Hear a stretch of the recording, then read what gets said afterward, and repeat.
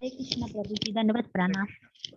नमः ओम विष्णुपादाय कृष्णप्रश्नाय भूतले श्रीमते भक्तिवेदांत स्वामिनिति नामिने नमस्ते सरस्वती देवे गौरवाणी प्रचारिणे निर्विशेष शून्यवादी पाश्चात्यदेशतारिणे जय श्री कृष्ण चैतन्य प्रभु नित्यानंद श्री अद्वैत गदाधर श्रीवासादि गौर भक्तवृंद हरे कृष्णा कृष्ण कृष्ण हरे हरे हरे राम राम राम हरे हरे हरे कृष्ण कृष्ण कृष्ण हरे हरे हरे राम राम राम हरे हरे हरे कृष्ण कृष्ण कृष्ण हरे हरे हरे राम राम राम हरे हरे।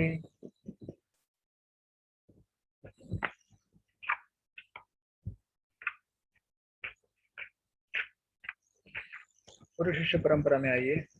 परम पूज्य राधानाथ स्वामी महाराज, ऐसी भक्ति वेदांत स्वामी प्रभुपाद, भक्ति सिद्धांत सरस्वती, गौर किशोर, भक्ति विनोद, बलदेव जगन्नाथ, विश्वनाथ, नरोत्तम, कृष्णदास, रघुनाथ जी, रूप स्वरूप सनातन, श्री चैतन्य महाप्रभु, ईश्वरपुरी, नित्यानंद, अद्वैत, माधवेंद्रपुरी, लक्ष्मीपति, व्यासतीर्थ, ब्रह्मण्य तीर्थ, पुरुषोत्तम, जय धर्म, राजेंद्र, विद्यानिधि, दयानिधि, ज्ञान सिंधु, जय तीर्थ, क्षोभ्य, माधव, बृहरि, पद्मनाभ, मध्व, व्यास, नारद, ब्रह्मा, श्री कृष्ण। हरे कृष्ण।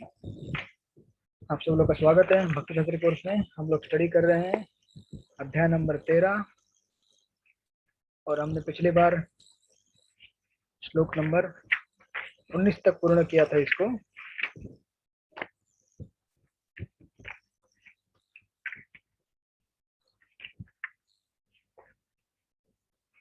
इति क्षेत्रं तथा ज्ञानं ज्ञेयं चोक्तं समासत मदभक्त एतद् विज्ञाय मद्भावयोपपद्यते। इस प्रकार मैंने कर्म क्षेत्र यानी कि शरीर, ज्ञान तथा ज्ञेय का संक्षेप में वर्णन किया।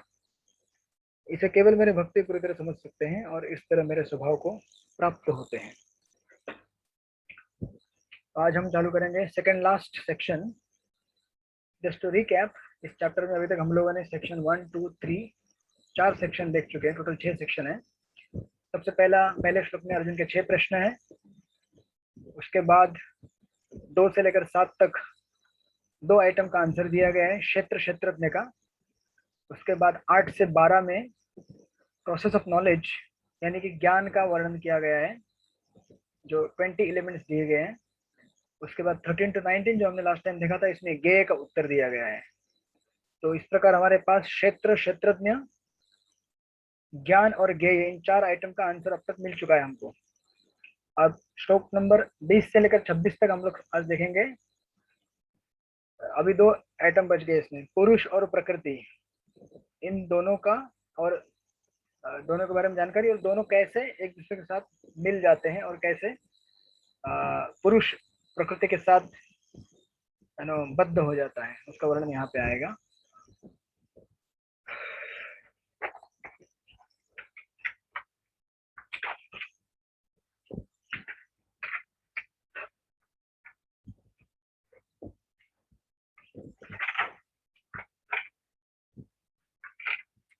ओके, तो फिर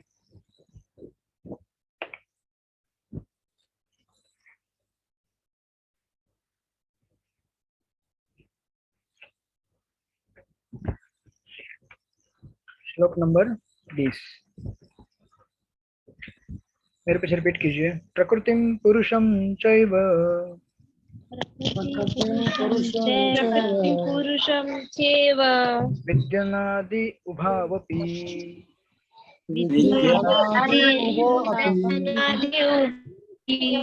विकारांश गुणाश्चैव गुणांचैव विद्धि प्रकृति संभवान्।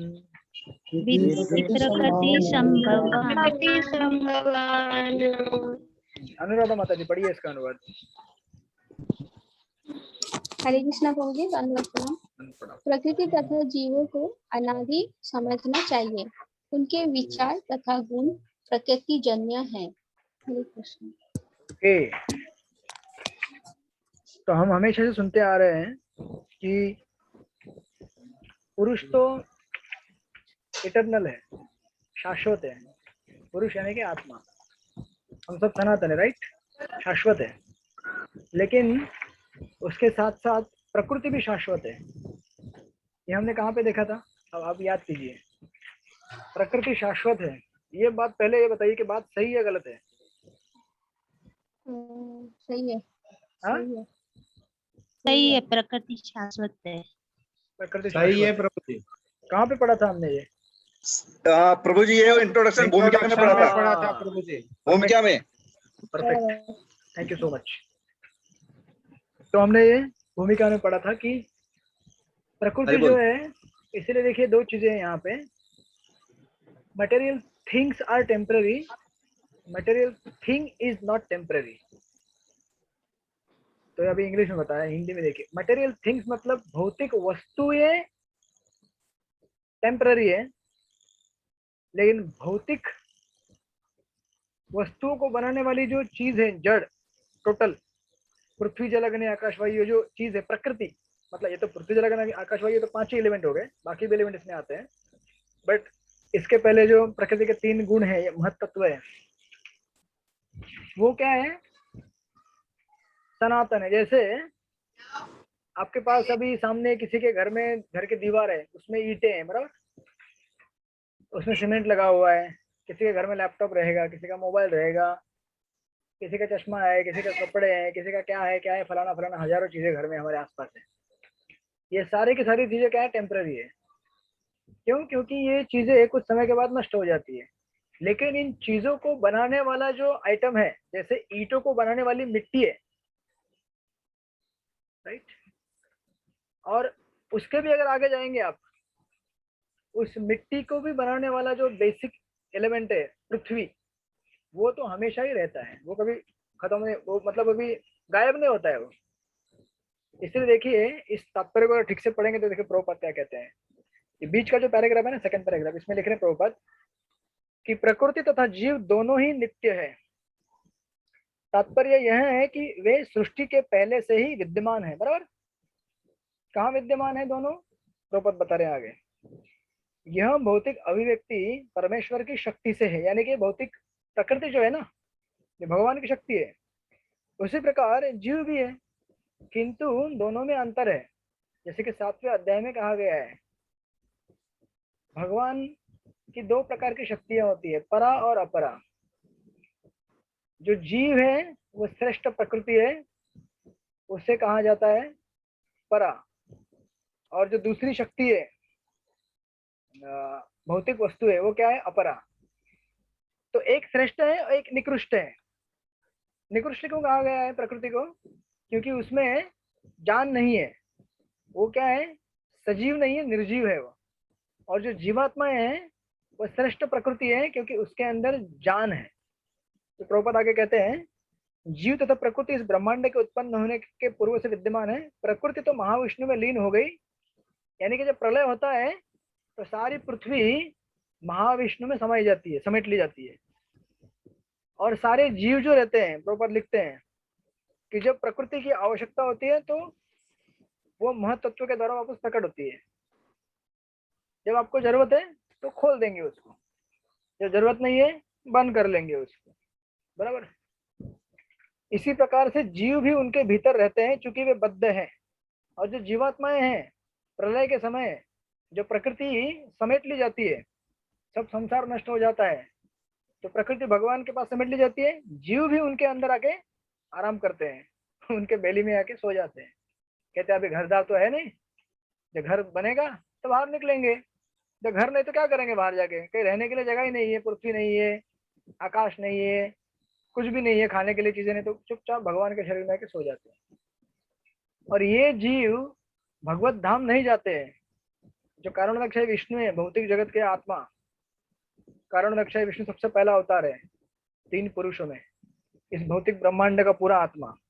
उसके बाद सेकेंडरी लेवल का जब कारणोदय विष्णु के शरीर से जब ब्रह्मांड निकलते हैं बहुत सारे, तो हर एक ब्रह्मांड के अंदर कारणोदय विष्णु अपने आप को विस्तार करके गर्भोदय विष्णु के रूप में प्रवेश करते हैं। ये तो आपने पहले से सुन चुके हैं। उसके बाद फिर वापस गर्भोदय विष्णु अपने आप को और एक रूप में विस्तार करते हैं, क्षीरोदय विष्णु, और इस विष्णु के मार्फत से हर जीव के हृदय में जाकर बैठ जाते हैं, हर वस्तु के कण कण में जाकर बैठ जाते हैं। लेकिन जब पृथ्वी पोस्टपोन होती है, सॉरी प्रकृति, तो ये एक एक जो भगवान का रूप है वो पिछले रूप में आके मिल जाता है। क्षीरोदय विष्णु, गर्भोदय विष्णु, महाविष्णु में, और उससे प्रकृति भी पूरी समेट ली जाती है। और ये जो जीव है वो भगवत धाम नहीं जाते हैं, भौतिक जगत में रह जाते हैं। क्यों नहीं जाते? क्योंकि वो लोग क्या है, बद्ध हैं। बद्ध क्यों है? क्योंकि वे परमेश्वर की सेवा करने से विमुख हैं, तो भगवान की सेवा नहीं करना चाहते हैं। तो भगवान बोलते हैं ठीक है, जब तक तुम मेरी सेवा नहीं करना चाहोगे तब तक तुम्हें यहीं रहना पड़ेगा। अपने विचार को शुद्ध करना होगा। जब आपके विचार शुद्ध हो जाएंगे तब आपको भगवत धाम जाने की अनुमति मिलेगी। और इसलिए इन जीवों को मौका देने के लिए भगवान क्या करते हैं, फिर से प्रकृति का विस्तार करते हैं। क्योंकि जीव को अब मौका देना है अपनी क्रियाएं और एक्टिविटी करने के लिए, अपनी इच्छा को प्रकट करने के लिए। और अपनी इच्छा से जीव चाहे तो इस जगत में भोग कर सकता है या भगवान की सेवा कर सकता है। तो भगवान देखना चाहते हैं, चलो वापस एक बार फिर से मैंने आपको एक घर दे दिया, ये रहने के लिए मकान दे दिया, खाने पीने के लिए चीजें दे दी, चलो अब देखता हूँ क्या करते हो आप, मुझे ऑफरिंग करते हो या खुद खा जाते हो। तो हम क्या करते हैं, खुद से खा जाते हैं। तो मेरा बोलते हैं, ये घर मेरा है, ये बाउंड्री मैंने लगाया है ना, सब मेरा मेरा हो जाता है। तो फिर भगवान बोलते ठीक है वापस। तो इसलिए देखिए वहां पे क्या लिखा है, तो कहते हैं कि इस तरह उन्हें वैकुंठ लोक में प्रविष्ट होने नहीं दिया जाता, लेकिन प्रकृति के व्यक्त होने पर इन्हें भौतिक जगत में पुनः कर्म करने और वैकुंठ लोक में प्रवेश करने की तैयारी का अवसर दिया जाता है। तो वापस फिर पिछली बार जो उनकी इच्छाएं थी, उन इच्छाओं के हिसाब से इनका अलग अलग इस पूरे ब्रह्मांड के अलग अलग भाग में जन्म होता है। किसी का पृथ्वी में जन्म होता है, किसी का स्वर्ग में जन्म होता है, किसी का अलग अलग जगहों पे, कोई पशु बनता है, कोई पंछी बनता है। जो पिछली बार उनकी जो इच्छाएं थी वही इच्छा प्रकट हो जाती है वापस। और जब पुनः कर्म करके ये लोग वैकुंठ लोक में प्रवेश करने की तैयारी करते हैं तो फिर भगवत धाम जा सकते हैं। और अगर तैयारी नहीं करेंगे तो वापस वही चक्कर है, वापस पृथ्वी समेट ली जाएगी। वापस ये लोग महाविष्णु के बेले में जाकर बैठेंगे, बोलेंगे पप्पा पप्पा अभी फिर से खोलो घर। फिर इच्छा तो है ना जीवात्मा के अंदर, इच्छा तो जा नहीं रही है। अब उस इच्छा को एक्सरसाइज करने के लिए फिर कुछ फैसिलिटी चाहिए, शरीर चाहिए, इंद्रियां चाहिए, घर चाहिए। तो यही 24 तत्वों का जो पूरा ब्रह्मांड भौतिक जो बना है उसको वापस मैनिफेस्ट किया जाता है। और प्रभुपाद लिखते हैं इस भौतिक सृष्टि का यही रहस्य है। प्रभुपाद आगे लिख रहे हैं कि वास्तव में जीवात्मा मूलतः परमेश्वर का अंश है, लेकिन अपने विद्रोही स्वभाव के अनुसार। कौन सा विद्रोही स्वभाव? भगवान की सेवा नहीं करेंगे, हम अपनी सेवा करना चाहते हैं। भगवान की सेवा क्यों करें? भगवान की सेवा करने के लिए तो बहुत सारे लोग हैं, वो करें सेवा। हम तो हमारी भी सेवा करने के लिए तो होना चाहिए ना। लेकिन जीव ये नहीं समझता कि खुद की सेवा कराने से वो प्रसन्न नहीं हो सकता। तो भगवान की सेवा करेगा तो अपने आप प्रसन्न हो जाएगा, अपने आप उसे आनंद मिलेगा, अपने आप खुशी मिलेगी। तो ये सब यहाँ पे विवरण किया गया। प्रभुपाद आगे एक बहुत सुंदर स्टेटमेंट देते हैं, कहते हैं कि अब इस आगे के श्लोक का बैकग्राउंड दे रहे हैं। कहते हैं कि इसका कोई महत्व नहीं है कि ये जीव या श्रेष्ठ जीव किस प्रकार प्रकृति के संपर्क में आए। कभी कभी हम लोग क्वेश्चन करते हैं, हमें बताओ हम कैसे बद्ध हो गए थे, सबसे पहले हम कैसे बद्ध हो गए थे बताओ। ने सुना होगा वो कंट्रोवर्सी, जीवा हाउ जीवा फेल डाउन, हाउ जीवा फॉल डाउन, जीव का पतन कैसे हुआ है। इसके ऊपर बहुत कंट्रोवर्सी हुई है पहले से। तो अभी ये जानना जरूरी नहीं है हमको कि हमारा कैसे पतन हुआ है। इतना तो पक्का है ना कि हम पतित है अभी। जैसे समझो आपको अगर किसी को मलेरिया हो गया तो ये जानना जरूरी है क्या कि मीरा रोड वाला मच्छर आया था, कि भाईंदर वाला आया था, चौपाटी वाला आया था, दादर से आया था, कौन सा मच्छर आया था? वो मेल था, फीमेल था, बच्चा था, छोटा था, बड़ा, कौन सा मच्छर था? अरे भैया अभी मलेरिया हुआ है, दवाई लगा लो, दवाई लगा लो, ठीक हो जाओगे। उसके बाद फिर पड़ताल करना कौन सा मच्छर था। बराबर। लेकिन लोग क्या होते हैं इसी में पड़े रहते हैं, कौन सा मच्छर था, मेरे को कब काटा, बताओ, मेरे को डेट बताओ, तो बीमारी ठीक होगी नहीं। पहले बीमारी ठीक करो ना। तो हमें ये जानना जरूरी नहीं कि हमारा पतन कैसे हो, लेकिन हमारा पतन हुआ है ये पक्का है। तो प्रभुपाद लिख रहे हैं आगे कि भगवान जानते हैं कि ऐसा कैसे और क्यों हुआ, वही जानते हैं, हम क्यों हमें जानना भी जरूरी है क्या? जरूरी नहीं है। शास्त्रों में भगवान का वचन है कि जो लोग प्रकृति द्वारा आकृष्ट हैं वे कठिन जीवन संघर्ष कर रहे हैं। राइट, हम में से बहुत सारे लोग कठिन जीवन संघर्ष कर रहे हैं, नहीं कर रहे हैं। मजा आ रहा है आप लोगों को भौतिक जगत में? भौतिक जगत में रहने का आनंद एक अलग अलग ही होता है, नहीं? अध्यात्मिक जगत में जाएंगे तो आनंद नहीं मिलेगा, ऐसा नहीं है। हम लोग तो अभी आनंद क्या है जानते भी नहीं है। आनंद हमने कभी अभी देखा भी नहीं है। आनंद तो हम तब देखेंगे जब आध्यात्मिक जगत में जाएंगे। अभी तक तो हम लोग केवल मार ही खा रहे हैं। सुबह मार खा रहे हैं, दोपहर को मार खा रहे हैं, रात को मार खा रहे हैं, सुबह उठ रहे हैं, फिर मार खाने की तैयारी कर रहे हैं नेक्स्ट। जब दिन भर मार खाते हैं तो रात में थोड़ा सा आराम मिलता है, हाँ ठीक है, थोड़ा मरहम पट्टी लगाओ, सुबह और एक नया मार खाने के लिए रेडी, फ्रेश, ताजा तवाना हो गए, चलो लगाओ कोड़े, पीटो इन लोगों को। जैसे जेल में रहता है ना, नरक लोक में आपने देखा होगा, पीटते रहो। यमदूत लोगों का काम क्या होता है? पीटते रहो इन लोगों को, भरपूर पीटो, जब तक ये शुद्ध नहीं होता, जीव अपनी वास्तविक स्थिति को समझने के लिए रेडी नहीं होता, तब तक पीटते रहते हैं हम लोग।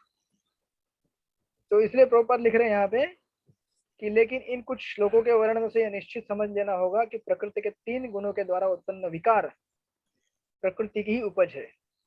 तो थोड़ा टेक्निकल वर्डिंग यहाँ से चालू हुआ। प्रकृति के 3 गुणों को प्रभुपाद ने यहाँ इन्वॉल्व कर दिया। तो हम अभी आगे पढ़ेंगे अगला वाला श्लोक, जिससे आपको और क्लैरिफिकेशन आएगा। प्रभुपाद लिख रहे हैं कि जीवों के सारे विकार तथा प्रकार शरीर के कारण है। जो हमने पिछली बार देखा था ना, क्षेत्र विकार, सुख दुख, इच्छा, ये सब प्रकृति के विकार है। ये किसकी वजह से? शरीर की वजह से। और जहां तक आत्मा का संबंध है, सारे जीव एक जैसे हैं। तो लेकिन अभी क्वेश्चन आता है, देखिए क्वेश्चन रिमेन्स सेम कि विकार जो है वो प्रकृति से उत्पन्न हुए। हम लोग बोल रहे हैं क्षेत्र विकार, सुख दुख, जो 6ठे और 7वें श्लोक में बताया गया था, महाभूतानि अहंकारो बुद्धिर अव्यक्तम एव च, जो 24 तत्व बताए थे, और फिर उसके बाद जो सुख दुख का सीरीज बताया था। तो और हमने देखा था कि ये सब क्या है? ये सब प्रकृति, ये क्षेत्र विकार है, क्षेत्र का विकार। लेकिन ये क्षेत्र विकार, अब तो ठीक है क्षेत्र विकार सब भावना है, लेकिन इस सब भावनाओं को कौन अनुभव करता है?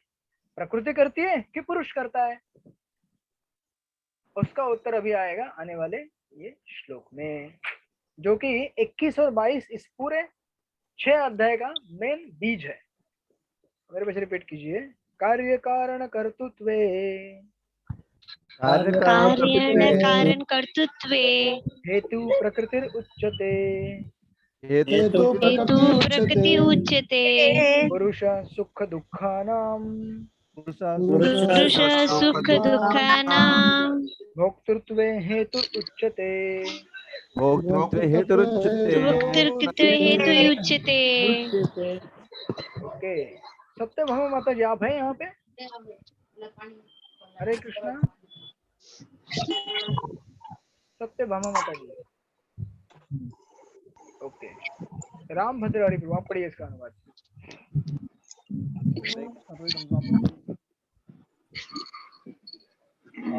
प्रकृति समस्त भौतिक कारणों तथा कार्यों परिणामों की हेतु कही जाती है, और जीव पुरुष इस संसार में विविध सुख दुख के भोग का कारण कहा जाता है। हरे कृष्णा। ओके, प्रकृति समस्त भौतिक कारणों तथा कार्यों की हेतु कही जाती है।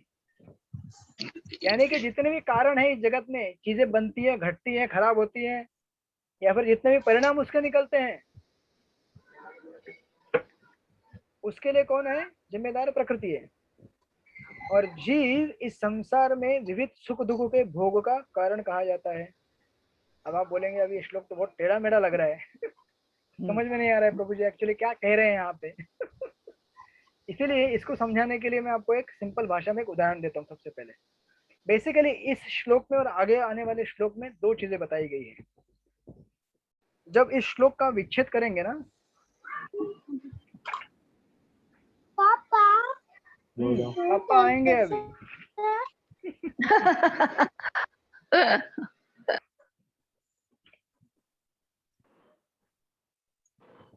तीन चीजें आपको यहाँ पर समझ में आनी चाहिए। तीन चीजें, प्रकृति है अपने जगह पे, जीवात्मा अपने जगह पे है, और इन दोनों के संयोग से कुछ चीजें उत्पन्न होती हैं।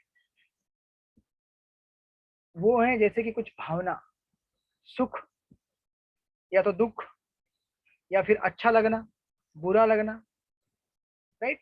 आप लोगों को समझ में आ रहा है? तीन एलिमेंट, प्रकृति अपने जगह पे है, पुरुष अपने जगह पे है, इन दोनों का जब संयोग होता है, उस संयोग से कुछ चीजें जन्म लेती हैं, और वो चीजें हैं जैसे गीता के द्वितीय अध्याय में बताया गया था, यही संस्पर्श जब होगा दुख योनि ये एवते। तो ठीक है, हम इतने बेवकूफ हैं कि सुख को भी दुख मान लेते हैं इसलिए वहां पे लिखा है कि कभी कभी हमें सुख का अनुभव होता है, कभी दुख का अनुभव होता है। जैसे अभी देखिए, ये तीन एलिमेंट इस श्लोक में बताए गए हैं, और अभी प्रश्न ये है कि इन दोनों के संयोग से जो निर्माण होने वाला सुख और दुख है, वो क्षेत्र विकार है, प्रकृति से ही निर्मित हो रहा है वो। लेकिन इस सुख और दुख का अनुभव कौन कर रहा है? कौन कर रहा है? सुख और दुख का अनुभव कौन कर रहा है? शरीर कर रहा है, शरीर। शरीर कर रहा है। जीव कर रहा है, जीवात्मा। शरीर कर रहा है, शरीर। अच्छा, शरीर कर रहा है। तो चलो इनको बांध दो रस्सी से, के दोनों हाथ बांध दो ऊपर। अब आप ये मत बोलना मेरे हाथ छोड़ दो प्रभु जी, 6 घंटा हो गए हाथ बंधे हुए हैं मेरे, पूरी तरह से हाथ दुख रहा है अभी। अरे हाथ दुख रहा है ना, आप थोड़ी दुख रहे हैं, हाथ क्यों छोड़ने के लिए बोल रहे हैं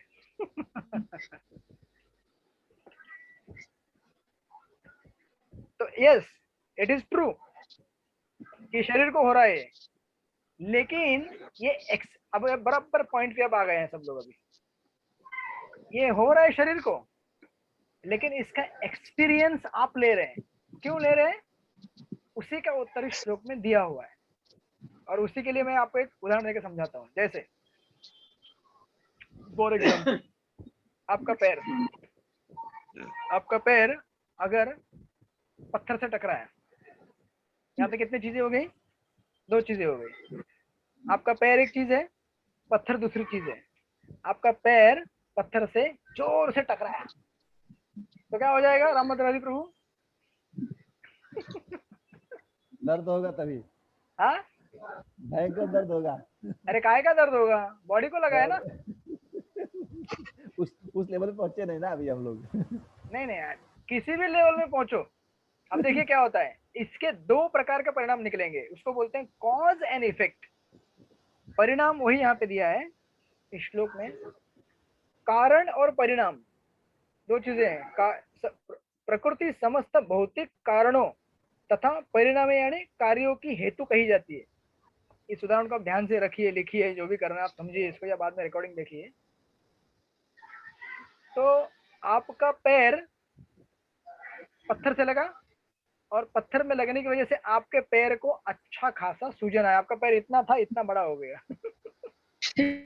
बराबर।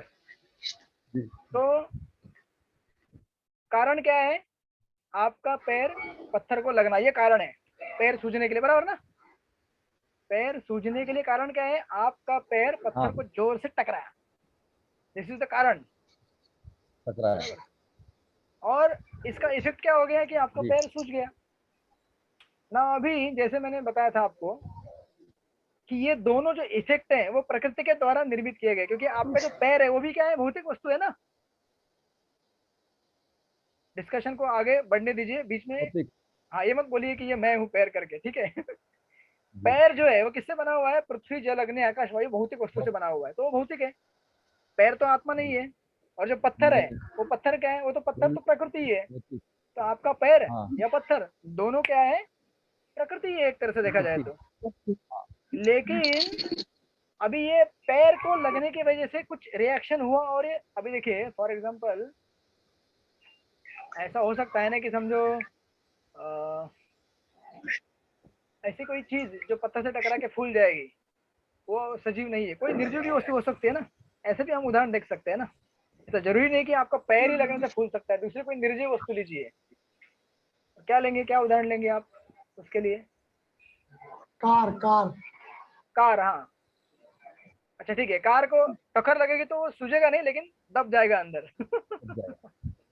ठीक है ना, सही एग्जांपल है।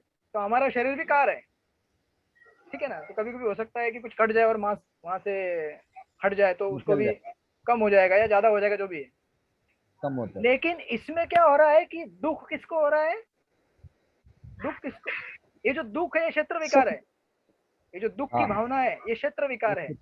लेकिन इस दुख का एक्सपीरियंस किसको हो रहा है? आत्मा को, आत्मा को, हाँ, आत्मा को हो रहा है। आत्मा तो कार के मालिक तो होगा। ठीक है, समझ गया मैं। तो ये राम भद्र हरि प्रभु को दर्द हो रहा है कि भैया पत्थर लग गया, सूझ गया इतनी, लेकिन दुख मुझे हो रहा है। आपको दुख क्यों हो रहा है बताइए अभी आप? आपको दुख नहीं होना चाहिए ना, वैसे देखा जाए तो। क्यों नहीं होना चाहिए आपको दुख? क्योंकि आपका और शरीर का क्या संबंध है? शरीर तो प्रकृति है और पत्थर तो प्रकृति है। एक प्रकृति दूसरे प्रकृति से टकरा रही है, आपका क्या लेना देना है इसमें?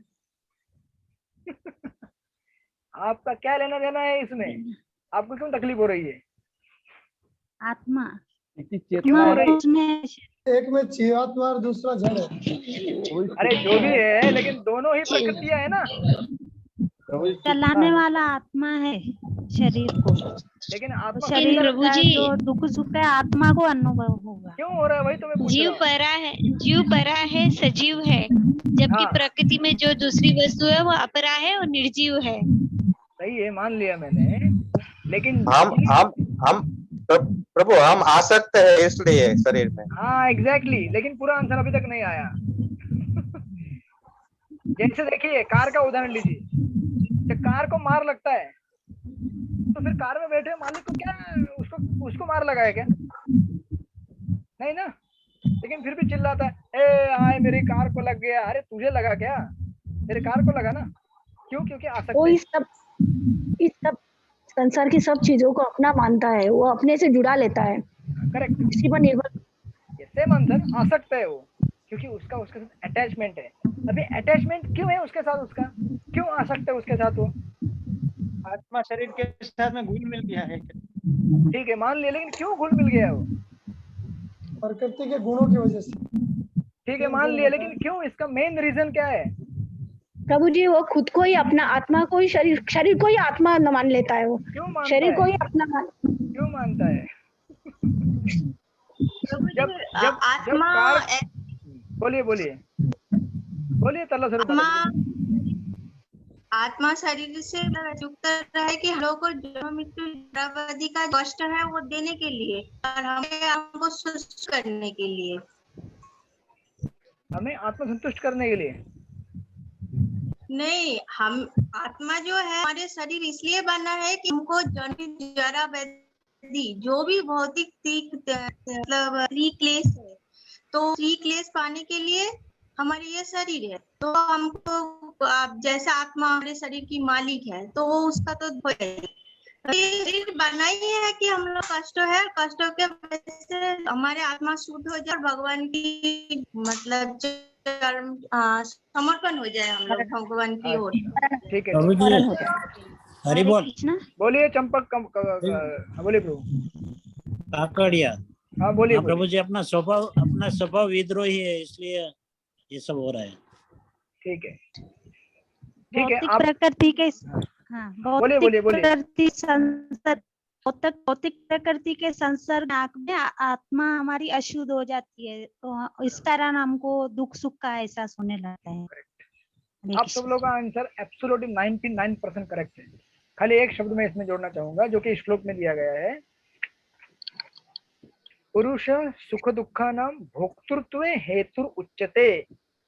ये जो शब्द है ना, भोक्तृत्व, भोक्तृत्व यानी कि भोग करने की इच्छा। अरे भैया, जब हम भोग करना चाहते हैं तो गाड़ी हमारी, जब तक हमारी गाड़ी है ना, आप गाड़ी से आसक्त क्यों है? क्योंकि गाड़ी से हमें भोग मिलता है ना। अरे मेरा गाड़ी है मेरा गाड़ी इतना बड़ा गाड़ी है, खराब हो गया है, बचाओ बचाओ। क्यों बचाओ भाई? दूसरों की गाड़ी में लगता तो नहीं बचाओ बोलते? आप बोलते हैं क्या कभी? हाँ, कि दूसरों के घर में कभी, समझो आप टेरेस में कभी कपड़े सुखाते होंगे, कॉमन, मैंने हमारे आश्रम में देखा है कई बार, मैं खुद ऐसा ही करता हूँ। ऐसे बहुत सारे रस्सियां लगी हुई हैं कपड़े सुखाने के लिए। जब भी ऊपर पहले अपने कपड़े ठीक से है क्या देख लेते, अपनी धोती शॉल सब चद्दर विदर सब ठीक, हाँ, ठीक। दूसरे का कहीं गिरा है वो नजर जाता ही नहीं। क्यों नहीं जाता है? क्योंकि हमें जिस चीज से भोग मिलता है हम उसी की चीज के दूसरे के क्या लेने देने, उससे हमें क्या मिलेगा? अच्छा कुछ मिलने वाला है, हाँ ठीक से रखो, फिर ठीक से फोल्ड करके रख दो। तो ये जो हमारी भोग करने की प्रवृत्ति है, इस प्रवृत्ति की वजह से जीव को इस जगत में बहुत सारी चीजों से आसक्ति हो जाती है, और उस आसक्ति की वजह से उस चीज के साथ वो अपने आप को आइडेंटिफाई करता है। जैसे तरला स्वरूप माता जी ने कहा कि कष्ट मिलते हैं, फिर उसकी वजह से वो कष्ट मिलने की वजह से जीव समझ, अरे कष्ट मिल रहे हैं, मैं तो सच्चिदानंद हूँ, फिर मेरे को कष्ट क्यों मिल रहे हैं? तो फिर इसका ब्रेकडाउन ऐसे आता है कि भैया वो वस्तु, अभी जैसे देखिए इस एग्जांपल में कि जब पैर उससे टकराया पत्थर से, तो पैर पत्थर से टकराने के बाद उसके दर्द का अनुभव आत्मा को होता है, क्योंकि आत्मा उसके साथ आसक्त है भैया। और क्यों आसक्त है? क्यों आसक्त है? क्योंकि भोग करना है ना उसके साथ, भोग करने का माध्यम है वो। और वो आसक्ति जितना दूर होगी उतना उसका दुख दूर हो जाएगा। एक्चुअली ये जो हम अभी डिस्कस कर रहे हैं पूरा फिलोसॉफी पंचम स्कंद में भागवत के दिया गया है। जड़ भरत और रहुगण के बीच में ये डिस्कशन होता है, संवाद। आप पढ़ेंगे ना पंचम स्कंद तो आपको इसमें और डिटेल मिलेगा, बट यहाँ पे जस्ट आपको मैं और एक दो दिन उदाहरण देता हूँ। आप लोगों को समझ में आया होगा जो मैं बोल रहा हूँ अभी तक? समझ में आ रहा है सब लोगों को? यस प्रभु जी। ये जो हमारी एंजॉइंग मेंटेलिटी है ना, भोग करने की प्रवृत्ति, इस भोग करने की प्रवृत्ति की वजह से हम इस दुनिया में नाना प्रकार के वस्तु के साथ आसक्ति बना लेते हैं और अपने आप को उन चीजों के साथ तदात्म कर बैठते हैं, आइडेंटिफाई करते हैं। मैं कार हूँ, मैं रिक्शा हूँ, मैं घर हूँ, मैं ये शरीर हूँ। समझे राम भद्रारी प्रभु? तो जब मैं शरीर हूँ, जब ये मेरा शरीर मैं मान रहा हूँ, तो इसको थप्पड़ लगेगा, तो लगा थप्पड़ शरीर को है, लेकिन रोएगा आत्मा, मुझे लग गया। अरे तुम्हें कहाँ लगा? तुम्हारे आत्मा को लगा है। लेकिन इस फिलॉसफी का बिल्कुल भी मिसयूज नहीं करना है। इस स्थिति में अभी की जो हमारी स्थिति है ना, हम इतने आसक्त हो गए हैं कि पूरा चिपक गए हैं शरीर के साथ। इतना टाइट कनेक्शन बना हुआ है कि जो भी शरीर को होता है वो कंप्लीटली इफेक्ट करता है हमारे आत्मा को। मतलब आत्मा इतना उसके साथ आसक्त है कि अपने आप को ही मान लेता है वो, मैं ही वो हूँ। जैसे भागवत के चतुर्थ स्कंद में पुनरंजन उपाख्यान है, पुरंजन का कथा। प्राचीनी भविष्यत को नारद मुनि पुरंजन का कथा सुनाते हैं। उसमें पुरंजन राजा अपनी रानी पुरंजनी से इतना आसक्त रहता है कि रानी बैठती है तो राजा भी बैठ जाता है। रानी उठती है राजा भी उठ जाता है, रानी हंसती है राजा भी हंसता है, रानी रोती है राजा भी रोता है। क्या जरूरत है? भाई तुम रोता तो रो ना, तुम हंसा तो हंस रहे। लेकिन इतना आसक्त हो गया है वो रानी के साथ कि रानी जो करेगी वही राजा करता है। रानी अगर उपवास करेगी राजा भी उपवास करेगा, रानी खाएगी तो ये भी खाएगा। और उसके आगे नारद मुनि बताते हैं कि एक्चुअली वो जो रानी है ना, वो कौन है? हमारी बुद्धि, हमारी मति, या फिर हमारा मन। तो अभी हम क्या करते हैं? जैसा हमें मन बोलता है हम ऐसा करते हैं, बराबर ना?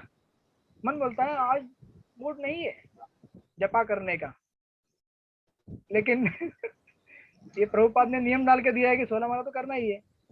इसलिए हम लोग फिर जबरदस्ती मन को, अरे चुप रहे, चुप बैठ, थोड़ा चैंटिंग करने दे, हरे कृष्णा कृष्णा कृष्णा हरे हरे, हरे राम राम राम हरे हरे। जब मन को भले अच्छा ना लगे फिर भी हम करते हैं ना। इसका अर्थ क्या है कि मन अलग है हमसे और हम अलग है।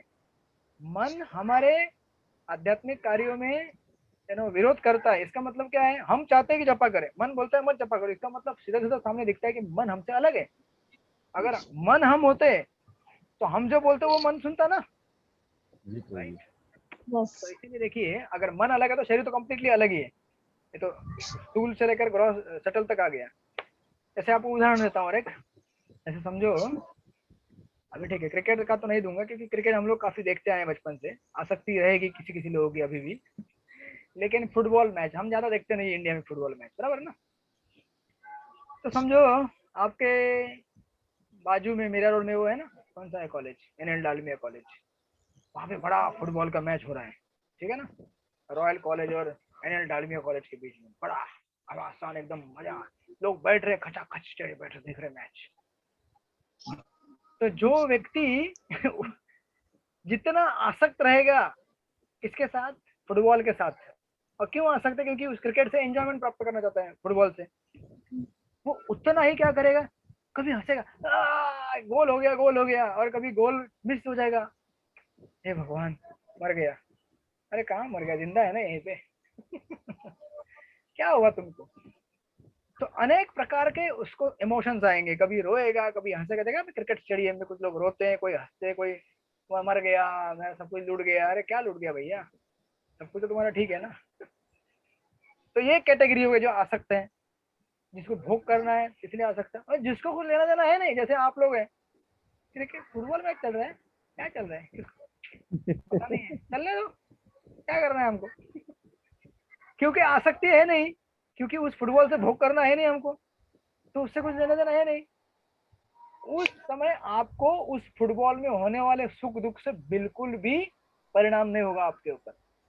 आप समझ गए रामभद्र प्रभु, हमारे पैर को चोट लगती है तब हम रोते हैं, हंसते हैं, बिलखते हैं, क्यों, क्योंकि हम उसके साथ तादात्म्य कर बैठे हैं। उसी तरह से जिस तरह से हम क्या करते हैं, फुटबॉल के साथ या क्रिकेट के साथ तादात्म्य कर बैठते हैं, अरे फुटबॉल मतलब मैं भी खेल रहा हूँ, मैं हार गया, मैं जीत गया, फुटबॉल देखने बैठ गए क्या माता जी से तो दिस इज द अंडरस्टैंडिंग, यहाँ पे सुंदर तरीके से समझाया है ये। हाँ प्रभु जी, मेरा एक इसमें संशय है, इसको पूरा करूं मैं, फिर आपका क्वेश्चन लेता हूँ, लेट मी कंप्लीट इट। तो देखिए अभी आप बोलेंगे कि लेकिन प्रभु जी ये तो आपने बहुत बड़ा हाई फिलोसफी दी है, लेकिन प्रैक्टिकली हमारे लिए तो संभव नहीं है। आज हमको अगर कोई गाली देता है तो हमको दुख होता है, हमको मच्छर काटता है तो हमको जलता है, बात सही है, हम क्या मना कर रहे हैं, बिल्कुल सही है। आज हमारा शरीर और हम, अब देखिए हमारे आज की स्थिति में ये शरीर हमारे लिए एक माध्यम है। कौन सा माध्यम है ये, ऐसा है कि हम लोग इस बोट में बैठे हुए हैं, अभी इस ना कार में बैठे हुए हैं। अब अगर कार से हमको अगर ना मंदिर पहुंचना है हमारे घर से, तो कार का ख्याल रखना पड़ेगा ना, कार में पेट्रोल भरना पड़ेगा, कार की सफाई करनी पड़ेगी, तभी तो मंदिर पहुंच सकते हैं। उसी तरह से ये शरीर हमारे लिए आज क्या है, एक माध्यम है भगवान के पास जाने का। तो इसीलिए हमको शरीर का केयर लेना चाहिए। और जैसे प्रभु जी ने कहा, रामभद्र प्रभु ने, कि अभी हम उस स्तर पे नहीं पहुंचे हैं प्रभु जी के शरीर से हमको विरक्ति हो जाए, तो आज शरीर को दुख होता है तो हमें भी दुखता है प्रभु जी, आप कैसी बात कर रहे हैं। तो एग्जैक्टली सही, 100% करेक्ट, बट हमारे अल्टीमेट लक्ष्य को ना भूलिए कि हमें किस लक्ष्य में पहुंचना है। इसलिए देखिए ऐसे कई उदाहरण है हमारे इस्कॉन के हिस्ट्री में, ऐसे उदाहरण है जिन्होंने शरीर को पूरी तरह ट्रांसेंड कर गए थे। जैसे प्रभुपाद को कई बार पूछते थे लोग कि आप कैसे हैं प्रभुपाद, आप कैसे हैं, तो प्रभुपाद उत्तर देते थे, मैं, मेरा इस शरीर के साथ कुछ लेना देना नहीं है, आई एम ओके, मेरा इस बॉडी के साथ कुछ लेना देना है नहीं और एक बार ये एक उदाहरण है नर्मदा महाराज का, आपने सुना होगा, नर्मदा महाराज बीबीटी के भक्ति वेदांत बुक ट्रस्ट के बहुत बड़े ट्रस्टी थे वो। उनको बीमारी हो गया था पार्किंसन डिसीज। पार्किंसन डिसीज ऐसा होता है जिसमें हमारा नर्वस सिस्टम के कुछ पार्ट्स डैमेज हो जाते हैं। जैसे फॉर एग्जाम्पल समझो हमको अगर हाथ उठाना है तो हाथ उठा नहीं पाएंगे आप, क्योंकि वो पर्टिकुलर पार्ट डैमेज हो गया। तो उनकी बीमारी हो गई थी, तो उनको भक्तों ने कहा कि आप तो अभी मतलब निशाय हैं, एक जगह पे लेटे रहेंगे, तो हम आपको सेवा करेंगे, आपको सब कुछ करेंगे। तो फिर महाराज ने कहा कि एक्चुअली मैं ना अभी इस शरीर को साथ में नहीं रखना चाहता हूँ। क्यों नहीं रखना चाहता हूँ, क्योंकि ये शरीर किस लिए बना हुआ है, किस लिए शरीर बना हुआ है, ये भगवान की सेवा करने के लिए बना हुआ है। हमको भगवान ने ये शरीर क्यों दिया है, भोग करने के लिए नहीं दिया हुआ है, भगवान की सेवा करने, क्योंकि हमको भगवान ने, मैंने शुरू में पढ़ा इसलिए, ये प्रकृति, आप सब लोग मेरे साथ हैं कि थक गए आप लोग, बोले बहुत हो गया प्रभु, प्रभु जी प्रकृति पुरुष सुन लिया हमने है प्रभु जी, यू कैन है कंटिन्यू प्लीज। तो नर्मदा महाराज ने बोला कि ये शरीर भगवान की सेवा के लिए मैंने, मतलब भगवान ने हमको उनकी सेवा के लिए दिया था। तो जब अभी ये शरीर भगवान की सेवा में मैं नहीं लगा सकता तो इसको साथ में रख के करूं क्या? सुनिए ठीक, इनका आंसर कितना सटीक आंसर है। जब हमको समझो फॉर एग्जांपल कुछ चीज आपके पास है, उस चीज से अगर आपको भगवान की सेवा कर सकते हैं तो बढ़िया, और अगर नहीं कर सकते तो फिर उस चीज का क्या फायदा आपको, राइट? मतलब आपको आप बोलेंगे प्रभु जी घर गृहस्थ में काम में आएगा ना, यहाँ काम आएगा वहाँ काम आएगा, दैट्स ऑल राइट। लेकिन जब आप शुद्ध हो जाएंगे, परिपूर्ण हो जाएंगे शुद्धता में, तो हर चीज का इस्तेमाल भगवान के सेवा के बगैर लगाएंगे नहीं। तो उसी तरह से ये शरीर भी भगवान की सेवा के लिए, तो नर्मदा महाराज बोलते हैं कि अभी मैं क्या करूंगा, ये एक पर्टिकुलर उपवास कहा जाता है प्राय व्रत करके, जिसमें जो व्यक्ति जिसका शरीर क्षीण हो चुका है, जो मृत्यु के मतलब अब शरीर कुछ काम नहीं है उनका, तो वो उपवास करके अपने शरीर को छोड़ देता है। तो भक्तों ने समझाया कि नहीं नहीं महाराज आप ऐसा मत करो, हम आपको सेवा करेंगे सब। बोले नहीं नहीं, ये शरीर भगवान की सेवा के लिए बना था, जब आज ये शरीर भगवान की सेवा नहीं कर सकता तो इसको मेंटेन करके करूँ क्या मैं? ऐसे नौकर को मेंटेन करके क्या फायदा जो आपकी सेवा नहीं कर सकता। बराबर ना? शरीर तो नौकर ही है ना हमारे, एक तरह से देखा जाए तो होना चाहिए, लेकिन आज शरीर मालिक बन बैठा है हमारा, ये मन बुद्धि सब मालिक बना है हमारा, और हम आत्मा ऐसा बन के बैठे है। वो बोलता है ये कर, हाँ हाँ करता हूँ, इधर मत जा, हाँ नहीं मंदिर नहीं जाने का, हाँ सिनेमा हाँ जाने का। जो शरीर बोल रहा है, मन बोल रहा है, वही हम करते आ रहे हैं। तो फिर ऐसे शरीर को रख के क्या फायदा? तो नर्मदा महाराज क्या करते हैं, फिर पूरी तरह उपवास करके शरीर का त्याग कर देते हैं। तो ये उदाहरण है जो मैंने शुरू में दिया था कि जिस दिन आपका, क्योंकि देखिए, और नर्मदा महाराज के अंदर ये तो इतनी अनासक्ति क्यों आ गई, क्योंकि उनको भोक्तृत्व नहीं है। देखिए ये टर्म बहुत ही इंपॉर्टेंट है, इस टर्म ये जो है ना, ये शब्द भोक्तृत्व है, इस शब्द से पूरे 6 अध्याय आपके बनेंगे आगे जाके।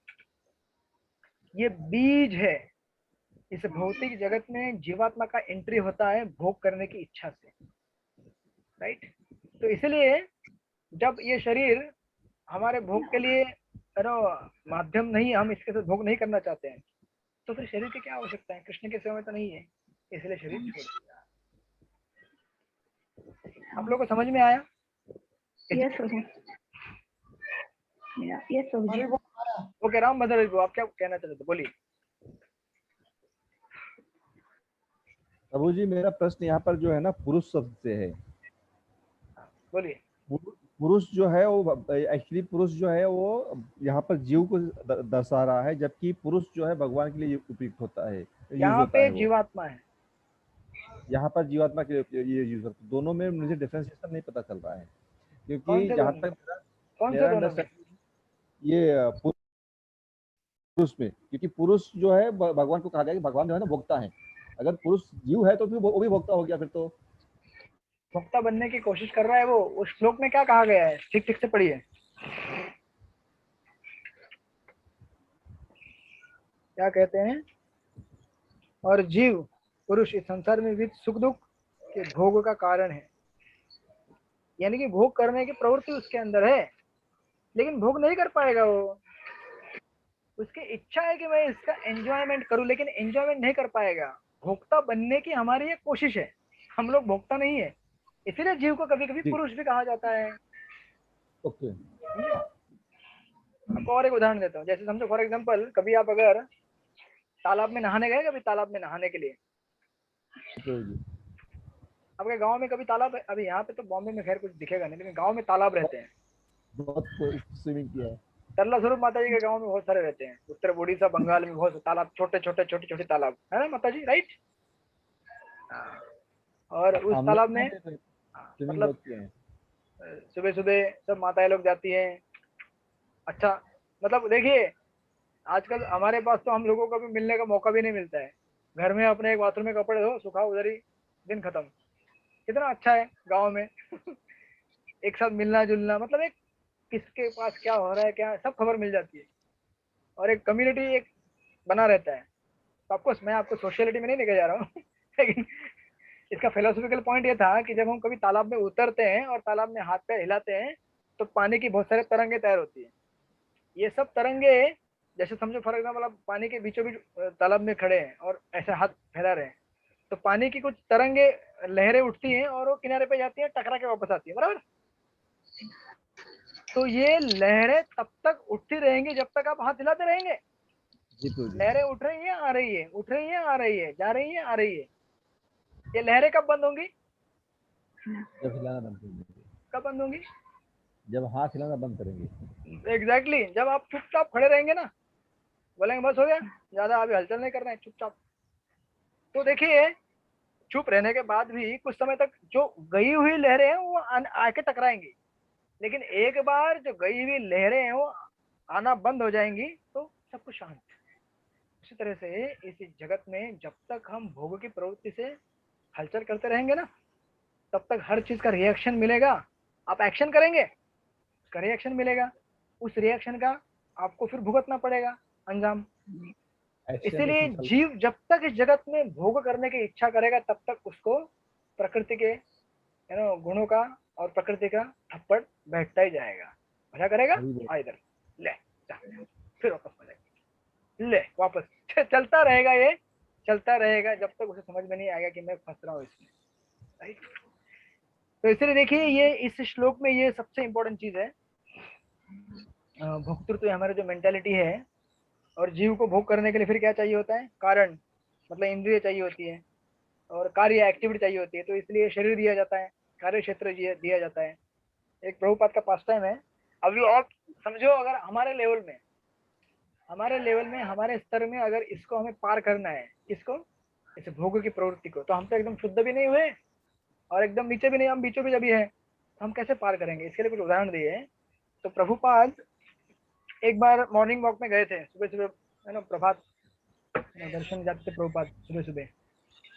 तो गुरुजन प्रभु उनके साथ थे। तो गुरुजन प्रभु ने एक दिन पूछा कि प्रभुपाद हम लोग काफी दिन से मॉर्निंग वॉक पे आ रहे हैं, तो प्रभुपाद एक बार खुद पूछ देते हैं कि ना आज थोड़ी ठंडी लग रही है ना बाकी समय से, क्या वापस चलते हैं हम लोग मंदिर?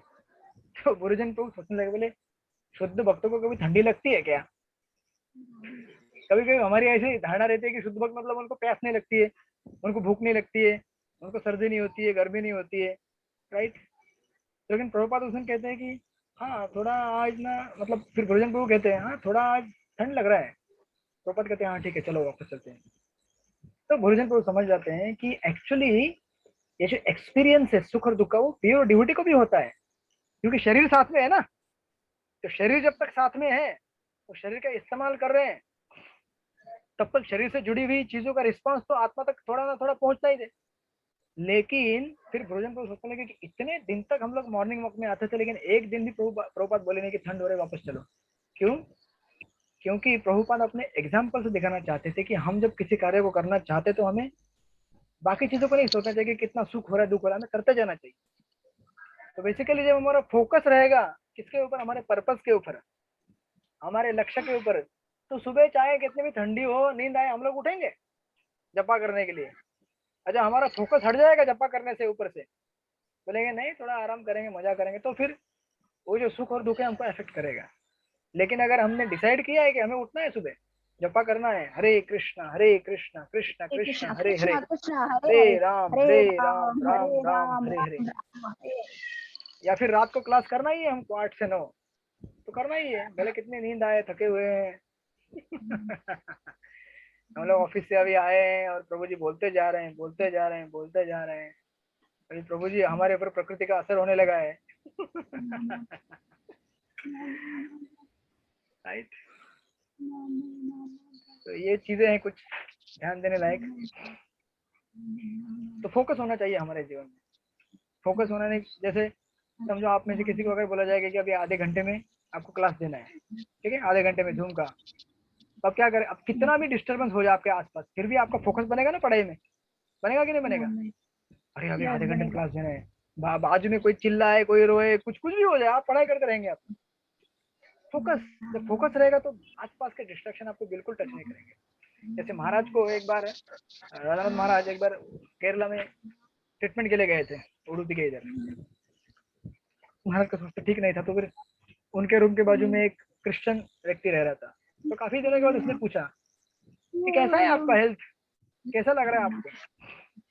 तो महाराज ने उत्तर दिया, बहुत सुंदर उत्तर दिया, बोले जहां तक मुझे याद है ना, इस शरीर ने मुझे कभी भी आनंद नहीं दिया केवल दुख ही दिया है।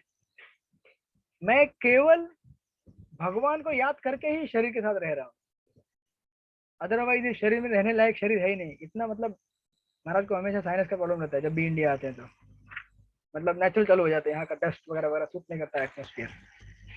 तो महाराज कह रहे हैं कि हमेशा क्या होता है, ये शरीर तकलीफ ही तकलीफ देता है, लेकिन बिकॉज मैं भगवान के ऊपर मेडिटेट कर रहा हूँ, प्रभुपाद की सेवा के ऊपर ध्यान दे रहा हूँ, तो फिर ये सब डिस्ट्रैक्शन मेरे लिए ना के बराबर हो जाते हैं।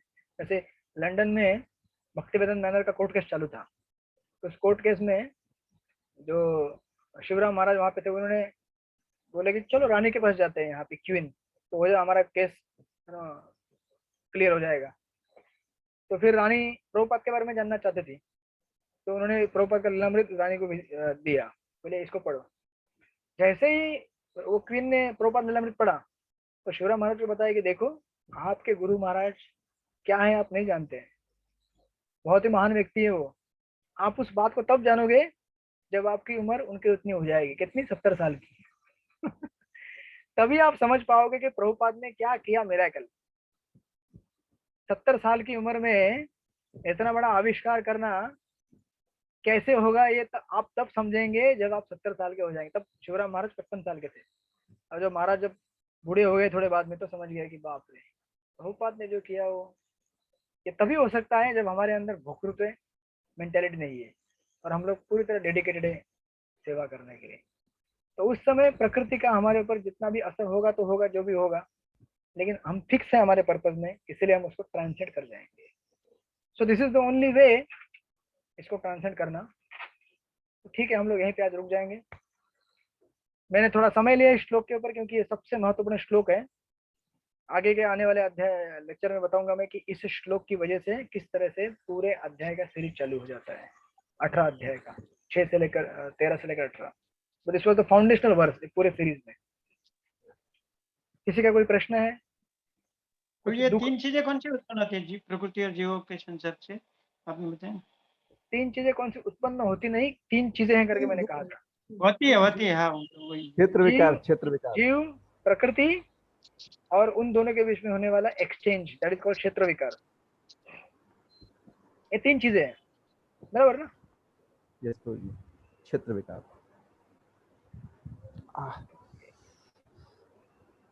किसी की कोई टिप्पणी, कोई क्वेश्चन, कोई जिज्ञासा, मंजूषा? किसी की प्रकृति अगर दुखी हो गई है तो प्रसाद लीजिए। प्रकृति को प्रभु जी हरे कृष्ण।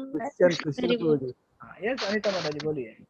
हाँ प्रभु जी, वो जरा तालाब का जो आपने एग्जांपल दिया ना, कैन यू रिपीट? मेरा थोड़ा वॉइस ये हो गया था नेट का। जब तक आप बोलते रहेंगे तब तक मेरे पास आवाज आते रहेगा, और जैसे आपका आवाज मेरे पास आएगा तब मैं उसको रिस्पॉन्ड करूंगा, बराबर ना? जो आपने बोलना ही बंद कर दिया, मेरे पास आवाज नहीं आएगी, आपकी आवाज नहीं आएगी तो मैं भी आवाज नहीं दूंगा, शांत हो जाएगा सब कुछ क्लास खत्म हो जाएगी और सारी जीवात्माएं करुणाक्षय विष्णु के बेली में जाके सो जाएंगी। वाह, सुख की नींद आ रही है यहाँ पे देखिए तालाब में जब आप उतरेंगे और हाथ हिलाएंगे तो क्या होगा, तरंगे निर्माण होगी, वेव्स किनारे में जाएंगे, टकराएंगी, वापस आएंगी, आपको टकराएंगी, बराबर? तो आप इसको अगर रोकना है, लहरों को जाके वापस आना, तो आपको चुपचाप बैठना, हाथ हिलाओ मत। तो ठीक है, जो भी लहरें आपने तैयार की थी वो जाएंगी, टकरा के आएंगे, 2-3 लहरें जो गई थी वो आके टकराएंगी आपको, क्योंकि जो गई थी वो आने वाली है पक्का।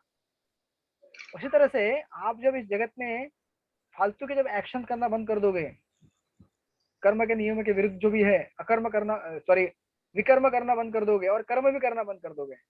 कर्म से क्या होता है, पुण्य मिलता है, पुण्य से क्या होता है, स्वर्ग में जाते हैं, फिर पृथ्वी में आना पड़ता है टिकट खत्म होने के बाद। अकर्म से नरक में जाते हैं, फिर वहां टिकट बनाने के लिए बोलते हैं जाओ भैया अभी तुमको हम वापस भेज रहे हैं, साफ सफाई करके तुम्हारा मलम पट्टी करके तुमको हमने धोखे निकाला है। किसी को गर्म पानी में धोखे निकाला, किसी को सोने, सुना होगा आपने नारकीय वर्णन, यानी किसी को लोहा पिलाया, किसी को चांदी पिलाया, गरम गरम ठंडा नहीं, और साफ सुथरा करके भेज देते हैं, जाओ अभी आप नया एपिसोड खोलो, अभी आपका नया कंपनी खोलो। तो जब तक हम अकर्म नहीं करेंगे, यानी कि भक्ति नहीं करेंगे, तब तक ये रिएक्शन, ये वेव्स हम क्रिएट करते रहते हैं, और जैसे अपने वेव क्रिएट किया वो टकरा के वापस आपके पास आने वाला है उसका रिएक्शन।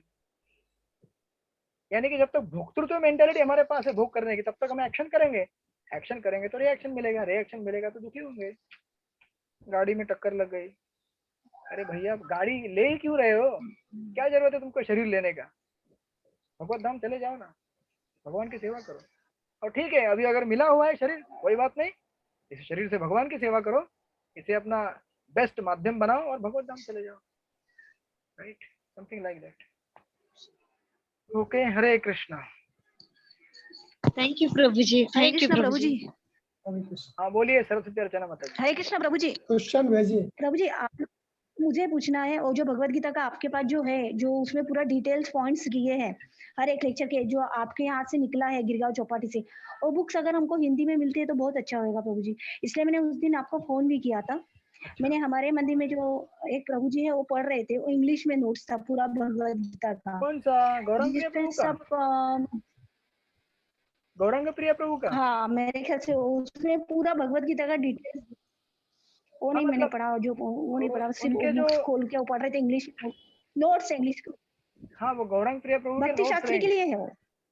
देखिए मैं जो यहाँ पे रेफर हाँ तो करता हूँ ना, हिंदी में ये है। हाँ जो मैं रेफर करता हूँ यहाँ पे वो मेरे चैतन्य चंद्र प्रभु के नोट्स हैं, वो तो लेक्चर के नोट्स है, मैं लेक्चर सुन के नोट्स पॉइंट पिन किया हूँ उसको। जो बोल रहे पता नहीं मुझे कौन सा नोट्स है, वो ढूंढना पड़ेगा फिर। और हिंदी में शायद हमारे एक डिवोटी के पास है, ठीक है मैं पूछता हूँ उनसे, एक है हमारे पास डिवोटी के पास है हिंदी अगर वाला। मिलता है तो बताओ, मैं आके कलेक्ट कर लूंगी वहाँ पे, प्लीज प्रभु जी। ओके, ठीक है, हरे कृष्ण प्रभु जी। हरे कृष्ण। हाँ हरे कृष्णा प्रभु जी। यस बोलिए। प्रभु जी मेरा प्रश्न है ना अध्याय संख्या 8 से है, मैं पूछ सकता हूँ क्या अभी? हाँ ठीक है, क्लास ऑफिशियली पूरा हो चुका है, जिसको प्रसाद लेना है, छुट्टी लेनी है, कर सकते हैं, कुछ 2-3 मिनट हमारा वार्तालाप चलता रहेगा। बोलिए प्रभु जी। प्रभु जी इसमें पेज संख्या 304। कौन सा? 304। नहीं श्लोक संख्या कौन सा है? श्लोक संख्या 3 अध्याय संख्या 8। अरे बाप रे, इतना पीछे आप चले गए। ये चैप्टर तो मैंने आपको पढ़ाया भी नहीं, इसलिए मैं इसका आंसर नहीं दूंगा।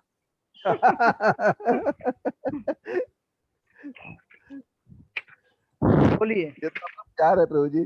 प्रभु जी इसमें जो है ना जो पहला श्लोक है ना 304 पेज के ऊपर, इसमें प्रभुपाद जी लिख रहे हैं कि यज्ञ प्रक्रिया में जीव अभी स्वर्गलोकों की प्राप्ति के लिए विशेष यज्ञ करता है और उन्हें प्राप्त करता है।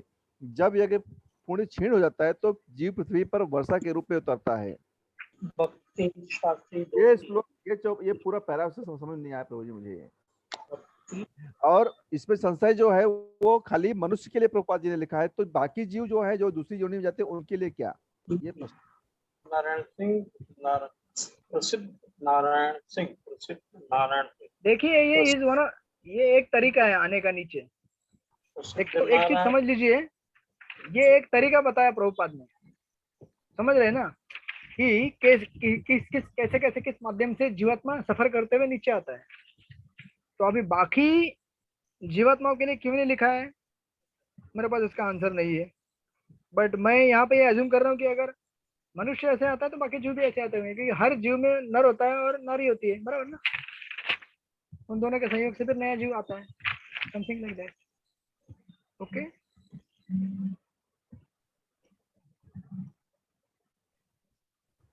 इसमें जो लिखा है ना कि इसमें इस अन्न को मनुष्य खाता है, और अन्न के माध्यम से अंदर प्रवेश करता है फिर, और बाकी जो जीव हैं वो जरूरी नहीं कि अन्न ही खाते हों, ये प्रश्न है। तो कोई बात नहीं ना, उनका जो भी खाद्य रहेगा वो खाते होंगे ना वो। प्रभु जी हरि बोल।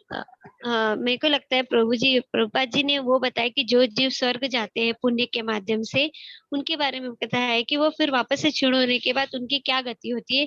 सिर्फ इतना ही सारांश उसमें दिया है, बाकी जीवों का उन्होंने उल्लेख नहीं किया, क्योंकि वो स्वर्ग ही नहीं है प्रभु जी, तो कहाँ से आएगा वो जो जीव पुण्य आत्मा जो पुण्य होने के बाद स्वर्ग, और सिर्फ उनके पुण्य क्षीण होने के बाद उनकी क्या गति होती है, इसलिए उसकी व्याख्या की गई। अन्य जीवों का तो बात ही नहीं उठता, जो अन्य योनि में फंसे, तो उनका स्वर्ग जाने की बात ही नहीं है, तो इसीलिए उनका डिटेलिंग नहीं किया हुआ है sir. Correct right, you are right. ठीक है, thank you. Yes Ram Badheri प्रभु, थैंक यू प्रभु, धन्यवाद। ओके, तो फिर मिलते हैं हम लोग शनिवार को सॉरी संडे को। क्वेश्चन भेजिए प्रोफेसर, हरि बोल, क्वेश्चन यस, भेजिए। इसी हफ्ते में प्रयास करने की कोशिश कर रहा हूँ, देखते हैं आपकी मंशा पूरी होती है कि नहीं होती है। प्रभु जी आप एफर्ट्स करेंगे तो होगा, जरूर होगा, 100% श्योर। ओके, श्रील प्रभुपाद की जय, श्रीमद् भगवद गीता की जय, वांछा की कल्पतरुभ्यश्च जय। कृपा पतु विश्वा सिंधुभ्यश्च कृपा सिंधु पतितानां पावनेभ्यो वैष्णव भव नमो नमः। सत्यभामा माता जी की जय हो। जय श्री ये सत्यभामा माता थैंक जी यू आप प्रभु कैसे जी, हैं? हरि बोल। ठीक है आपकी तबीयत अभी?